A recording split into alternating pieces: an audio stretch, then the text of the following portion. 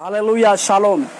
प्रभु यीशु मसीह के नाम से हम आपको फिर से और एक बार इस नई श्रृंखला में हम आपका स्वागत करते हैं। आज परमेश्वर की बड़ाई और परमेश्वर की भलाई आप लोगों के जीवन में लगातार परमेश्वर के कार्य करने हेतु बनी रहे, इस प्रकार का अभिवचन और इस प्रकार का आशीष और इसी प्रकार का अनुग्रह परमेश्वर आपके जीवन में दिन ब दिन उंडेले, इस बात की शुभकामनाएं, इस बातों की बड़ाई और इस बातों के कार्य आपके जीवन में परमेश्वर के द्वारा लगातार करने के लिए हम प्रभु से नया अनुग्रह और परमेश्वर से नई आशीषें आप लोगों के जीवन में हो। इस प्रकार की बातें और इस प्रकार के कार्य आप सभी लोगों के साथ हो, इस प्रकार का अनुग्रह भी हम प्रभु यीशु मसीह के नाम से मांगते हैं। फिर से मैं आप सब लोगों को इस बिलीव टीवी के लाइव टेलीकास्ट में मैं पास्टर सचिन इंडिया से भारत की कलीसिया की तरफ से आप सब लोगों का अभिवादन करता हूं, आप सब लोगों को नमस्कार करता हूं। हमारे भारत की कलीसिया की तरफ से सभी प्रार्थना योद्धाओं के लिए, जो हमारे इस दल के लिए आप लोगों की प्रार्थनाएं, आप लोगों के आशीर्वाद और आप लोगों के सहकार्य से जो ये बिलीव टीवी का चैनल जो है कई एक देश के कई एक भागों में ऐसी सेवकाई के करने हेतु और ऐसे सेवकाई को जो सच्चाई के साथ सेवकाई करते हैं, ऐसे सेवकों के प्रति आपकी प्रार्थनाएं और आपके आशीष लगातार काम में आने पाए, लगातार आपके कार्य और लगातार उनके सारी बातें प्रभु के नाम से चलने के लिए हम प्रार्थना करें। आइए इस सत्र में जाने से पहले हम अपनी आंखों को बंद करें और परमेश्वर से प्रार्थना करें, प्रभु से दुआ मांगे। हालेलुया। अनुग्रहकारी परमेश्वर प्रभु, हम धन्यवाद देते हैं परमेश्वर, भलाई को करने वाले परमेश्वर, हम आपका धन्यवाद और स्तुति प्रशंसा करते हैं क्योंकि आपने हमारे जीवन में नए कार्यों को किया। उस कार्य के प्रति प्रभु जी हमें विश्वास योग्यता के साथ और आपके सम्मुख में आने के लिए प्रभु जी आप हमें निरंतर सहायता कीजिए और मदद कीजिए। इसके लिए हम प्रार्थना करते हैं राजा, क्योंकि आपके अनुग्रह और आपकी आशीषें हम सबों के जीवन में दिन ब दिन कदम कदम पर उंडेलते रहने के लिए भी हम इस समय आपके लिए आशीष और अनुग्रह को मांगते हैं। परमेश्वर, आप हमारे जीवन में लगातार कार्य करने के लिए हम आपसे विनती करते हैं, प्रार्थना करते हैं और आपसे धन्यवाद की बातों को मांगते हैं। आप हमें आशीष कीजिए परमेश्वर, आपके द्वारा हमारे जीवन में एक नई कार्य होने हेतु भी हम प्रार्थना करते हैं। सहायता करें और मदद कीजिए। प्रार्थना को प्रभु यीशु मसीह के नाम से मांगते हैं, आमीन आमीन। प्रभु यीशु मसीह के नाम से हम सबको आप लोगों को धन्यवाद देते हैं इस लाइव टेलीकास्ट में जुड़ने के लिए। जैसे कि हम सब लोग जानते हैं, हम सब लोग एक नई श्रृंखला को चलाते हैं। इस नई श्रृंखला में हम इस पद तक यहाँ तक आप पहुँचे हैं कि हमारे पवित्र परमेश्वर के कार्य को करते करते हम इस जगह तक आप पहुँचे हैं कि विश्वास और अनुग्रह, इस विषय के बारे में हम कुछ नई बातों को लगातार, ये आखिरी आज का जो दिन है, इस आखिरी दिन में हम कुछ बातों को सीखेंगे और कुछ बातों को समझेंगे। मैंने पिछले सप्ताह में आपको विश्वास के बारे में बताने के लिए चाहा, विश्वास के कामों को बताने के लिए चाहा। उसके बाद मैंने आपको इस सप्ताह में अनुग्रह की बातों को सिखाया और साथ ही मैंने 6 प्रकार के अलग अलग अनुग्रह को भी आपको सिखाने की कोशिश की। और उसके बाद मैंने आपको अनुग्रह को परमेश्वर के द्वारा होने वाले 4 मूल तत्वों के बारे में भी मैंने आपको सिखाने की कोशिश की। उस 4 मूल तत्वों को हम फिर से याद करके आगे की ओर बढ़ते हैं। पहला तत्व था, परमेश्वर ने उपहार स्वरूप अविश्वासी के लिए अनुग्रह दिया। यह पहला मूल तत्व था। सारे अविश्वासियों के लिए परमेश्वर ने विश्वासी एक उपहार के रूप में इस अनुग्रह को दिया। उसके कारण यह है कि सारे लोग प्रभु यीशु मसीह को माने, सारे लोग प्रभु के ऊपर विश्वास करें और परमेश्वर की आज्ञाओं को मानकर प्रभु में आए, उसको अपना उद्धारकर्ता के रूप में स्वीकार करके अपना जीवन को जिए। इस प्रकार की बातों को मैंने एक तत्व के बारे में सीखा।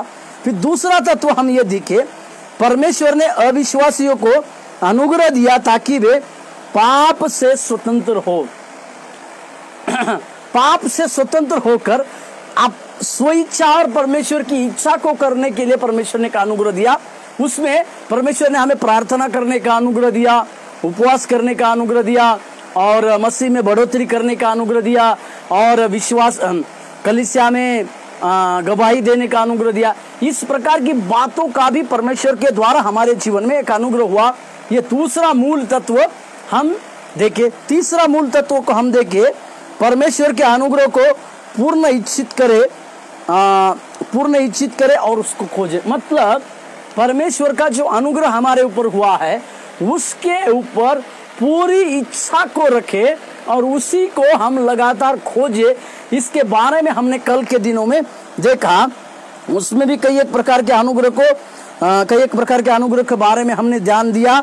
उसमें भी परमेश्वर की आज्ञा मानना है, सुसमाचार को सुनाना है, प्रार्थना का अनुग्रह दिया, उपवास का अनुग्रह दिया, मसीह की आराधना करने का अनुग्रह दिया, और साथ ही पवित्र आत्मा से भरपूरी का अनुग्रह दिया, और प्रभु भोज की बातों को करने का भी अनुग्रह परमेश्वर के द्वारा हमारे ऊपर बहुतायत से हुआ।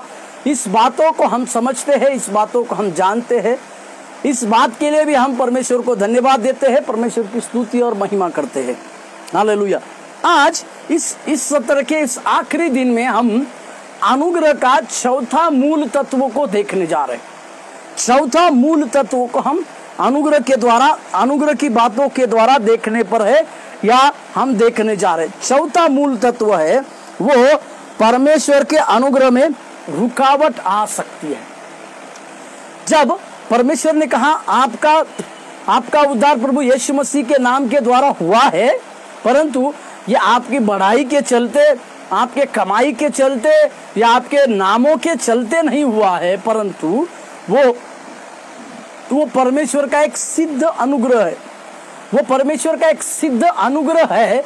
इसी के चलते ये इस प्रकार की बातें हुई है कह के हम और आप जानते हैं, हम और आप समझते हैं। तो हमें क्या हमारे ऊपर दिया गया अनुग्रह क्या रुक सकता है? क्या हमारे ऊपर दिया गया अनुग्रह क्या रुक सकता है? क्या हम अपने अनुग्रह को खो सकते हैं? तो अवश्य हमें हमारे ऊपर का दिया हुआ अनुग्रह भी हम खो सकते हैं। मैं आपको एक घटना को याद दिलाना चाहता हूं। उत्पत्ति की घटना में मैं आपको एक बात कहना चाहता हूं। उत्पत्ति में परमेश्वर ने आदि में एक मनुष्य को रचा। उस मनुष्य को परमेश्वर ने अपने स्वरूप में बनाया बोलकर बाइबल हमें साफ रीति से बतलाती है। इसका मतलब परमेश्वर ने अपने स्वरूप में उस मनुष्य को बनाया और उसको बनाकर परमेश्वर ने उसको एक जगह पे रखा। उस जगह का नाम है एदेन वाटिका। उस वाटिका में रखने के बाद परमेश्वर ने चाहा कि उसके ऊपर उसका अनुग्रह दे, और बाइबल बतलाती है, मेरे साथ खोलिएगा उत्पत्ति का किताब, उसका 2 अध्याय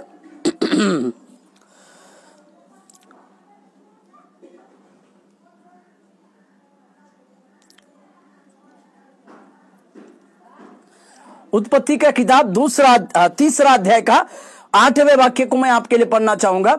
उत्पत्ति का किताब 3 अध्याय का 8वां वाक्य। तब यहोवा परमेश्वर जो दिन के ठंडे समय वाटिका में फिरता था। हालेलुया। इसका मतलब परमेश्वर ने जो वाटिका बना के मनुष्य को दिया, उस वाटिका में कोई नहीं, परमेश्वर खुद फिरता था, परमेश्वर खुद घूमता था, परमेश्वर अपनी बातों को आदम तक पहुंचाता था। और मैं यहां पर एक बात जोड़ना चाहूंगा, आदम तब तक, जब तक हवा नहीं बनी थी, तब तक केवल परमेश्वर की बात सुनता था। मेरी बातों को समझने की कोशिश कीजिएगा। आदम केवल परमेश्वर की वाणी सुनने वाला था, आदम परमेश्वर की बातों को मानने वाला था। इसी के चलते परमेश्वर ने उसको दिया अनुग्रह कि उसको कहा कि सारे प्रकार के वृक्ष के फल खाना। इसी के लिए पौलुस भी इस प्रकार से कहता है कि आदम भयकाया नहीं गया, परंतु हव्वा भयकाई गई। इसका अर्थ क्या है कि आदम जो परमेश्वर का आवाज को सुनने वाला था, परमेश्वर की बातों को मानने वाला था, इस प्रकार का अनुग्रह आदम के ऊपर दिया था परमेश्वर ने। हालेलुया। और परमेश्वर ठंडे समय में उस आदम से वार्तालाप करता था। यशायाह की किताब में इस तरह से लिख रखा है, परमेश्वर ने मनुष्य को, अपनी प्रजा को इसी के लिए बनाया कि वे उसका गुणानुवाद करे। इसका मतलब परमेश्वर ने अवश्य आदम को जो बनाया अपने प्रतिरूप में, उसका गुणानुवाद करने के लिए, या उसके कार्यों के प्रति धन्यवाद देने के लिए, या उसके कामों को सही रीति से करते रहने के लिए। परंतु अनुग्रह, परमेश्वर का यह अनुग्रह जब पाप उसके जीवन में आया, हवा के द्वारा सर्प ने बहकाने से, जब आदम और हवा परमेश्वर के उस पाप उनके अंदर आने के चलते वे परमेश्वर के इस अनुग्रह को खो गए। वो क्या अनुग्रह था? परमेश्वर के साथ उनका जो रिश्ता था, परमेश्वर जो ठंडे समय में उनको बात करता था, वो बातें, वो जो बात है वे खो गए। इसी को कहते हैं अनुग्रह खोना। वहां पर एक बात को लिखा हुआ है, जब इन्होंने फल खा लिया तो फल खाने के बाद जो परमेश्वर का शब्द उनको धीरज देता, उसको धीरज देता था, उसको सांत्वना देता था, वो शब्द जिसके ऊपर वो प्रेम करता था, वही परमेश्वर का शब्द सुनने के बाद वृक्षों के बीच में परमेश्वर से छिप गए बोलकर लिखता है। मेरी बात को समझने की कोशिश कीजिए कि पाप हमारे अंदर आने के बाद हम परमेश्वर से छिपने की कोशिश करते हैं। मेरे अजीजों, मेरे प्रियो, मेरे सेवक गणों, मेरे सारे भाई लोगों, मैं आपसे इस प्रकार से कहने को आया हूं कि जब भी कभी आपके जीवन में एक प्रकार का पाप आता है, पाप आपको परमेश्वर से छिपाने की कोशिश करता है। पाप, हम परमेश्वर से कुछ भी छिपा नहीं सकते हैं, परंतु जब पाप हमारे अंदर आता है तो हम परमेश्वर से छुपने की कोशिश करते हैं, अपने से बचाव करने की कोशिश करते हैं, या अपने से हमारे जीवन में अपने से हम अपने द्वारा, अपने आप के द्वारा हम जो है परमेश्वर से एक प्रकार से छुपना चाहते हैं। इसी के लिए जब आदम, यही कहानी आदम और हवा के बेटे जो कैन और हाबेल ने किया, इसी के लिए परमेश्वर के उस वचन को हम पढ़ते हैं कि यदि तू सच्चाई से काम करे तो पाप तेरे द्वार पर रुका हुआ है। इसका मतलब आज पाप जो है हमारे द्वारों पर है।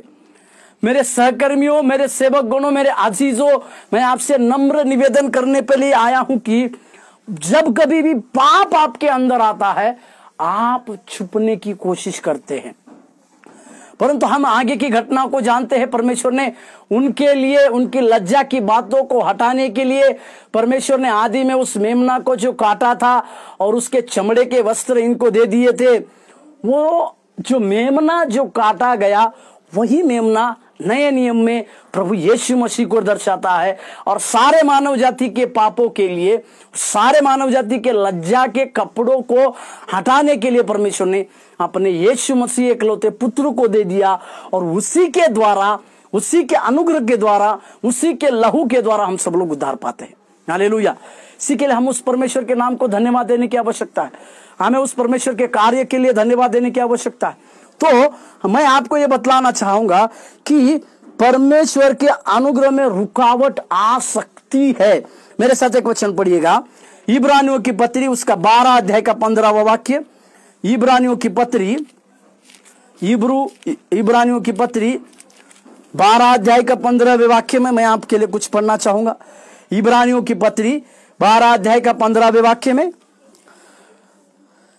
ध्यान से देखते रहो, ऐसा ना हो कि कोई परमेश्वर के अनुग्रह से वंचित रह जाए, या कोई कड़वी जड़ फूट कर कष्ट दे और उसके द्वारा बहुत से लोग अशुद्ध हो जाए। कोई परमेश्वर के द्वारा वंचित रहे बोल के, वंचित ना रहे, इसी के लिए इब्रू का लेखक इस प्रकार से कहता है। और साथ ही मेरे साथ खोलिएगा इब्रानियों की पत्री उसका 12वां अध्याय का पहला वाक्य मैं आपके लिए पढ़ता हूं। उसका बी पार्ट में, हर एक रोकने वाली वस्तु और उलझने वाले पाप को दूर करके वह दौड़ जिसमें हमें दौड़ना है, विश्वास से दौड़े। जरूर इसमें विश्वास से दौड़े बोलकर लिखा है, परंतु मैं आपको यह कहना चाहूंगा उस अनुग्रह को प्राप्त करते हुए हमें दौड़ने की आवश्यकता है। आपके और मेरे जीवन में हमें उस परमेश्वर के अनुग्रह से कोई वंचित ना रखे, कोई भी हमें उस परमेश्वर के अनुग्रह से वंचित ना रखे। इसी के लिए हमें परमेश्वर के उस अनुग्रह के साथ दौड़ने की आवश्यकता है। परमेश्वर का अनुग्रह जब तक हमारे जीवन में है तब तक उस अनुग्रह, किसी के लिए पौलुस ने कहा सचेत रहो और चुपके से अपने उद्धार को स्वीकार करो क्योंकि दिन बुरे हैं। हालेलुया, प्रभु यीशु मसीह के नाम को धन्यवाद हो, परमेश्वर की स्तुति और प्रशंसा हो। ये क्यों परमेश्वर ने, ये पौलुस क्यों कहते हैं, उसका कारण यही है, परमेश्वर ये चाहते हैं, या परमेश्वर ये कहते हैं, पौलुस ये कहते हैं कि हमें उस उद्धार की अनुग्रह मिला है। जरूर हमें उद्धार का अनुग्रह परमेश्वर के द्वारा दिया गया है, परंतु उस उद्धार का अनुग्रह को प्राप्त करते हुए हमें और आपको आगे की ओर हर दिन दौड़ते रहने की आवश्यकता है। ये सचेत रहते हुए दो व्यक्तियों के बारे में मैं आपको कहना चाहूंगा, दो व्यक्तियों के जीवन में मैं आपको एक घटना को बताना चाहूंगा। एक व्यक्ति, दोनों व्यक्ति प्रभु यीशु मसीह के चले हैं, प्रभु यीशु मसीह के साथ चले हैं, प्रभु यीशु मसीह के अगिन्न चमत्कारों को देखे हैं, प्रभु यीशु मसीह ने 5000 लोगों को खाना खिलाया, ये बातों को देखे हैं, प्रभु यीशु मसीह पानी पर चलते हुए देखे हैं, प्रभु यीशु मसीह मरे हुए लाजरस को जिंदा करते हुए देखे। सारे अद्भुत चमत्कारों को देखने के बावजूद एक के ऊपर अनुग्रह होता है और एक के ऊपर उसका अनुग्रह रुक जाता है। मैं पतरस की बातों को कहना चाहता हूं। पतरस 3 बार प्रभु यीशु मसीह को इनकार किया, और जैसे परमेश्वर के लिए वो आगे रहता था, परमेश्वर के हर कार्य को करने के लिए वो आगे रहता था, उसने एक बात को कहा कि सब लोग छोड़े आपको प्रभु, पर मैं आपको छोड़ूंगा नहीं। तो प्रभु यीशु मसीह ने कहा कि आज के दिन तू 3 बार मुझे इनकार करेगा। इसका अर्थ क्या हुआ कि उसने 3 बार उस परमेश्वर यीशु मसीह को इनकार किया। परंतु एक बात लूका लिखता है, मेरे साथ खोलिएगा, लूका रचित सुसमाचार 22वें अध्याय,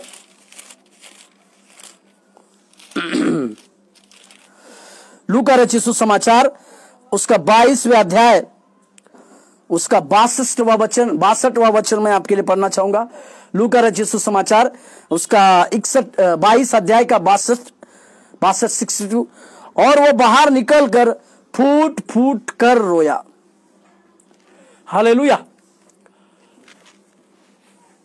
पतरस को वो परमेश्वर की बात, भविष्यवाणी की बात पतरस को याद आ रही है, जो यीशु मसीह ने कहा था कि आज ही तुम 3 बार मेरा इनकार करोगे। और इनकार करने के बाद परमेश्वर ने उसकी ओर देखा और वो फूट फूट कर रोया। इस प्रकार की बातों को हम देखते हैं।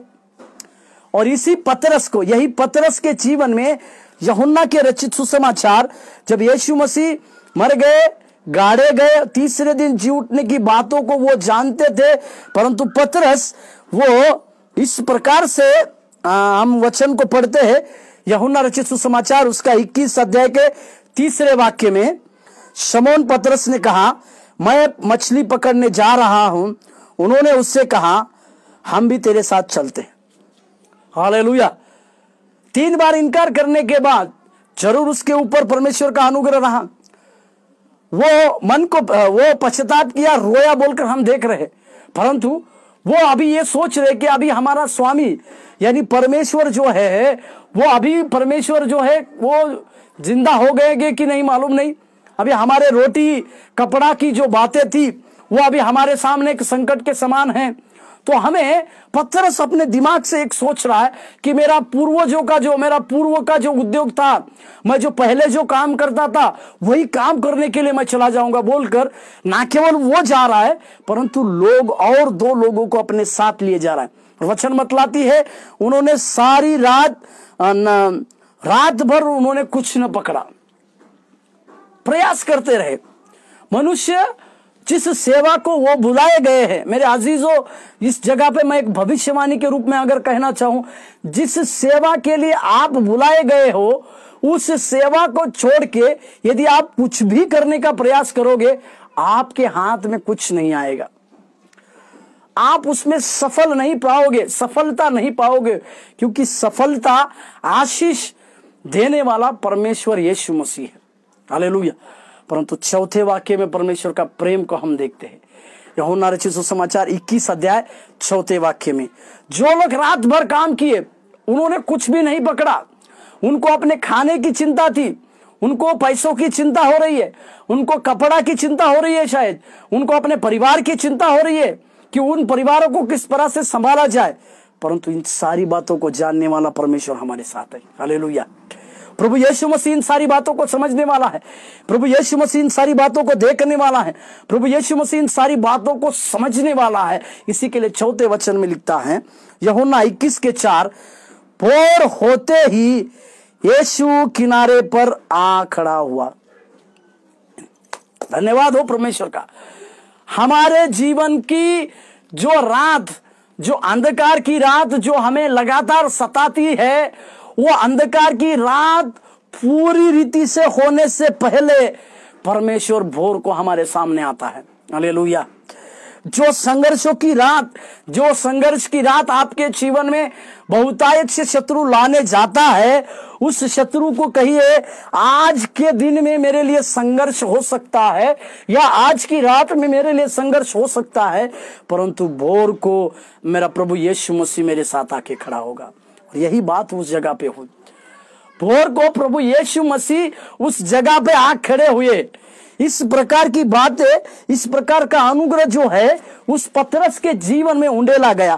परंतु दूसरा एक चेला जिसका नाम यहूदा इस्करियोत था, उसने पैसों के लिए प्रभु यीशु मसीह को पकड़वाया, उसको गलती से पकड़वाया, और पकड़वाने के बाद वो उस चांदी के सिक्कों को लेकर उस याजकों के पास गया और उनसे वो ये कहने लगा, मेरे साथ खोलिएगा 21वां अध्याय मत्ती रचित सुसमाचार,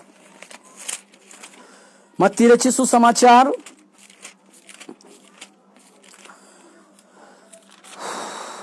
उसका 27वां अध्याय, मत्ती रचित सुसमाचार उसका 27वां अध्याय, और उसने कहा उसका 4 वाक्य में, और कहा, मैंने निर्दोष को घात के लिए पकड़वा कर पाप किया। उन्होंने कहा, मतलब फरीसी और जो लोग याजक लोग थे, उसके शिष्य लोग थे, उन्होंने कहा, हमें क्या, तू ही जान। 5वां वाक्य, तब वह उन सिक्कों को मंदिर में फेंक कर चला गया और जाकर अपने आप को फांसी लगा दी। हालेलुया। इस प्रकार के अपने अनुग्रह को यहूदा अपने अनुग्रह को खो गया बोलकर हम जानते हैं। यहूदा ने उसके ऊपर का अनुग्रह को तोड़, उसके अनुग्रह को तुच्छ जाना, उसके अनुग्रह को, यहां तक कि परमेश्वर उसको हर समय एक मौका को दिए, उसके सुधार के लिए परमेश्वर ने मौका को दिया। वो चिन्ह चमत्कारों को देखने के बाद परमेश्वर में वो और आगे बढ़ सकता था, मेरी बातों को समझिएगा, वो और आगे परमेश्वर में जा सकता था, परंतु वहां पर ये यहूदा जो है उसके जीवन में, उसके चाल चलन में बदलाव नहीं आया, इसी के चलते वो अपना अनुग्रह खो गया। इसके लिए एक पतरस के जीवन में अनुग्रह हो गया, और यही पतरस यहूदी लोगों के सामने पेंटिकोस्टल के दिन के समय 120 अलग अलग देशों से आए हुए लोगों के सम्मुख में खड़ा होकर प्रभु यीशु मसीह की जीवित गवाही को देने वाला गवाह बन गया। मेरे आजीजों, मेरे प्रियो, आपके ऊपर के अनुग्रह में रुकावट आ सकती है, इसी के लिए आपको उसमें सतर्क रहने की भी आवश्यकता है। उसमें रुकावट आ सकती है। दूसरा, व्यर्थ हो सकता है, वो अनुग्रह भी व्यर्थ हो सकता है। मेरे साथ पढ़िए 2 कुरिन्थियों का 6 का पहला वाक्य, 2 कुरिन्थियों का पत्री उसका 6 अध्याय के पहले वाक्य में, 2 कुरिन्थियों का पत्री 6 अध्याय का पहला वाक्य, उसमें लिखा है, हम जो परमेश्वर के सहकर्मी हैं यह भी समझते हैं कि उसका अनुग्रह जो तुम पर हुआ उसे व्यर्थ ना जाने दो। हालेलुया। मेरे प्रियो, मेरे अजीजों, मैं आपसे नम्र निवेदन के साथ कहता हूं कि परमेश्वर के अनुग्रह को आप व्यर्थ ना जाने दें। उस पिता परमेश्वर ने जो अपने पुत्र को एक भेंट के स्वरूप में हमें दे दिया, एक बलिदान के लिए दे दिया, एक प्रायश्चित करने के लिए हमें दे दिया, उस प्रभु यीशु मसीह का उस अनुग्रह को, उस परमेश्वर के अनुग्रह को आप और हम कभी व्यर्थ ना जाने दे। इस प्रकार के कार्य हर एक जन हमारी सेवकाई में, हर एक व्यक्ति अपनी अपनी व्यक्तिगत सेवकाई में अगर कहेंगे तो हमारे द्वारा परमेश्वर निश्चित उसकी महिमा होगी। तीसरी बात, अनुग्रह बुझ सकता है। हालेलुया। जैसे कि मैंने आपको उदाहरण को स्वरूप में पतरस और यहूदा इस्करियोत दोनों के अनुग्रह के बातों को बताया। एक के ऊपर का अनुग्रह बुझ गया, परंतु एक ने अपने अनुग्रह को संभाले रखा। मेरे साथ पढ़िएगा पहला थिस्सलुनीका पत्री 5:19, पहला थिस्सलुनीका पत्री 5 अध्याय का 19वें वाक्य में 5:19 उसमें ये शब्द, ये पौलुस आत्मा को न बुझाओ। यहां पे स्पिरिट बोल के लिखा है, परंतु वो आत्मा मतलब परमेश्वर की अनुग्रह की ही आत्मा है। इसको यहां पे पौलुस अपने थिस्सलुनीका की कलीसिया के लिए कहता है। इसका मतलब परमेश्वर का अनुग्रह हमसे बुझ सकता है। परमेश्वर के कार्य के द्वारा जब हम उसकी महिमा करने के सिवा उसके अंदर अपनी महिमा लेने की कोशिश हम जब करते हैं, परमेश्वर का अनुग्रह बुझ सकता है। हमें सतर्क रहने की आवश्यकता है, हमें सावधान रहने की भी आवश्यकता है कि हमारे ऊपर का अनुग्रह कभी भी बुझ सकता है। उस कन्याओं के बारे में हम और आप अच्छी तरह से जानते हैं, जो 10 कुंवारियां, जो 5 मूर्ख थी और 5 सयानी थी। उनके पास सयानी इसी के लिए थी, उनके पास तेल भी था और उनके पास वो दिया भी जल रहा था और उनके पास तेल भी था। तो हमारे उनके ऊपर का अनुग्रह परमेश्वर के द्वारा बना रहा, परंतु जो मूर्ख थे उनके ऊपर का अनुग्रह व्यर्थ हो गया, क्योंकि उनको जिस जगह पे, या बुझ गया कहेंगे, क्योंकि उनको जिस दूल्हे की शादी में जाना था, दूल्हे के मंडली में शामिल होना था, उनको उस जगह पे शामिल नहीं किया गया। तो मेरे प्रियो, मेरे अजीजों, मैं आपको यहाँ पर परमेश्वर की दया को स्मरण दिला के यह कह रहा हूं कि आपके अनुग्रह को आप खुद ही बुझा सकते हैं। हमारे ऊपर के अनुग्रह को हम कोई और नहीं बुझा सकता, कोई शैतान नहीं, परंतु शैतान की कुछ बातों के अंदर आप और मैं सम्मिलित होकर हो जाएंगे तो हमारे ऊपर का वो अनुग्रह कभी भी बुझ सकता है और व्यर्थ ठहर सकता है। परमेश्वर का अनुग्रह व्यर्थ ठहर सकता है। हाँ, जरूर है। परमेश्वर के अनुग्रह को अगर हमने स्वीकारा नहीं, परमेश्वर का अनुग्रह के, जब तक परमेश्वर का अनुग्रह था, उस अनुग्रह के रूप में, अनुग्रह रहते समय अगर हमने परमेश्वर के कार्य को नहीं किया तो हमारे ऊपर का अनुग्रह बुझ सकता है या व्यर्थ ठहर सकता है। मेरे साथ पढ़िएगा गलतियों की पत्री 2:21, गलतियों की पत्री 2 अध्याय का 21वां वाक्य, 2 अध्याय 21वें वाक्य में, मैं परमेश्वर के अनुग्रह को व्यर्थ नहीं ठहराता, क्योंकि यदि व्यवस्था के द्वारा धार्मिकता होती तो मसीह का मरना व्यर्थ होता। पौलुस यहां पर अपने व्यक्तिगत बातों को लिखता है कि मैं परमेश्वर का अनुग्रह व्यर्थ नहीं ठहराता और व्यर्थ जाने नहीं देता, क्योंकि वो उस परमेश्वर को जानता है जो मृतकों में से जी उठा है। उस यीशु मसीह को पौलुस यहां जानता है, जो यीशु मसीह मृतकों में से जी उठकर आज भी जीवित है, और उसके जीवित रहने से वह सारी व्यवस्था, वे सारे 10 आज्ञाएं, वे सारी बातें निकल गई है। हमें हमारे जीवन में प्रभु यीशु मसीह के द्वारा एक नया प्रकार के अनुग्रह के बातों को हम देखे हैं और बातों को जानते। इस बातों को आप और हम अच्छी तरह से जानते हैं कि व्यवस्था की बातें प्रभु यीशु मसीह ने यीशु मसीह के उस अनुग्रह के युग में परमेश्वर ने हमारे साथ दी। पुराने नियमों में व्यवस्था थी, बलियां थी, सारी बातों के लिए बलि को अर्पण किया जाता था, परंतु नए नियम में जब प्रभु यीशु मसीह आते हैं तो हमें और कोई बलि करने की आवश्यकता नहीं, हमें किसी बात के प्रायश्चित की आवश्यकता नहीं, क्योंकि हम सभी एक लोगों के लिए एकमात्र परमेश्वर प्रभु यीशु मसीह जो प्रायश्चित की बलि चढ़े, जो पाप के लिए बलि चढ़े, इसके बाद और कोई बलि नहीं। हालेलुया, प्रभु यीशु मसीह का धन्यवाद हो। परमेश्वर के कार्य के लिए धन्यवाद देते हैं। इसलिए हमें पौलुस की तरह ये बोलना है, पौलुस की तरह समझने की आवश्यकता है कि अपने ऊपर के उस अनुग्रह को व्यर्थ नहीं ठहराना है। शायद परमेश्वर ने हमें 5 प्रकार की सेवकाई में से किसी भी एक प्रकार की सेवकाई के लिए बुलाया हो, चाहे वो प्रेरितों की सेवकाई के लिए हो, या भविष्यवक्ता या नबी की सेवकाई के लिए हो, या प्रेरिताई की सेवकाई के लिए हो, या फिर पासवान की सेवकाई के लिए हो, या शिक्षकों की व्यवस्था के। इस प्रकार की सेवकाई को करने हेतु हमें, जैसे कि apostle, prophet, evangelist, pastor and teacher, तो इस प्रकार की सेवकाई को बुलाने के समय में हमें इस प्रकार को याद रखने की आवश्यकता है कि हमारे द्वारा परमेश्वर जिस 5 प्रकार की सेवकाई को प्रभु हमारे लिए बुलाया, उस 5 प्रकार की सेवकाई में मेरा रोल क्या है। इस पंचमुखी सेवकाई, इसको पंचमुखी सेवकाई कहते, इस पंचमुखी सेवकाई में मेरा रोल क्या है, इसको आपको और मुझको जानने की आवश्यकता है। हालेलुया, प्रभु यीशु मसीह के नाम को धन्यवाद और स्तुति प्रशंसा हो। इस पंचमुखी सेवकाई में आपको और मुझको जानने की आवश्यकता है कि मेरे लिए परमेश्वर ने क्या प्रकार की और किस प्रकार की बुलाहट को दिया है।